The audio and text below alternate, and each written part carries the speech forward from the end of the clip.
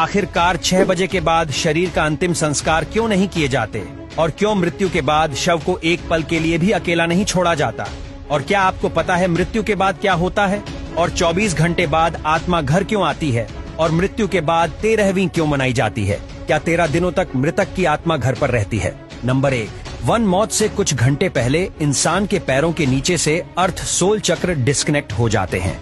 मतलब इंसान का धरती से कनेक्शन टूट जाता है और पैर ठंडे पड़ जाते हैं। नंबर 2, मरने के बाद इंसान का उसका संपूर्ण जीवन जन्म से लेकर मृत्यु तक फ्लैशबैक की तरह स्पीड से दिखता है।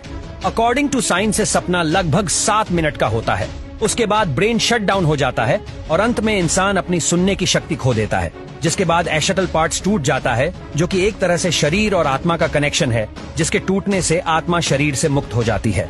नंबर 3, लंबे समय से शरीर में रहने के कारण वो बॉडी को छोड़ने से मना करती है। वो फिर से बॉडी में प्रवेश करने की काफी कोशिश करती है, लेकिन वो असफल रहती है। जैसे हमारे लिए किसी की मृत्यु को स्वीकार करना मुश्किल होता है, वैसे ही आत्मा भी शरीर की मृत्यु को मानने से इनकार करती है। नंबर 4, शरीर छोड़ने के बाद आत्मा बॉडी के 15 फीट ऊपर हवा में तैर रही होती है। वो अपने परिजनों को रोता हुआ देखती है।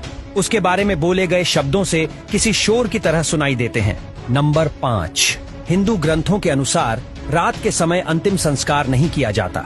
उसे सूर्य देव की पहली किरण के बाद ही जलाया जाता है। अगर किसी व्यक्ति का अंतिम संस्कार रात को किया जाए तो उसकी आत्मा प्रेत योनि में प्रवेश करती है, जिसके बाद वो सदा के लिए हमारे डायमेंशन यानी कि आयाम में भटकती रहती है। नंबर 6, मृत्यु के बाद शव को एक पल के लिए भी अकेला नहीं छोड़ा जाता। अगर शव को रात भर घर में रखा जाए तो संपूर्ण परिजन रात भर शव को जागते हैं। एक बार एक गांव में एक शव को कुछ फलों के लिए अकेला छोड़ दिया गया, जिसके बाद बाहरी प्रेतों ने उसके ऊपर कब्जा कर लिया और मृत्यु बॉडी ने पूरा गांव जला दिया।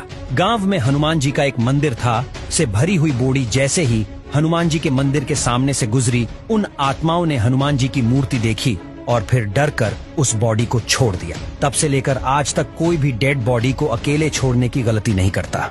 नंबर 7, अंतिम समय में 2 यमदूत आते हैं। वो मरने वाले के साथ जैसा उसने संपूर्ण जीवन लोगों से व्यवहार किया था, ठीक वैसा ही व्यवहार उसके साथ करते हैं। अगर मरने वाला अच्छा आदमी है तो वीजली प्राण त्याग देता है, परंतु वो पापी है तो यमदूतों के टॉर्चर से वो तड़प तड़प कर मरता है। नंबर 8, एक जिसके बाद आत्मा को एक प्रकाशमय गुफा से होते हुए यमदूत यमलोक लेके जाते हैं। रास्ते में वैतरणी नदी पार करते हुए आत्मा को जाना होता है। ये औंधी आग से लथपथ होती है। जिसने अच्छे कर्म की है वो वीजली इस नदी को पार कर लेता है, लेकिन अगर कोई पापी व्यक्ति है तो उसे काफी पीड़ा भोगनी पड़ती है।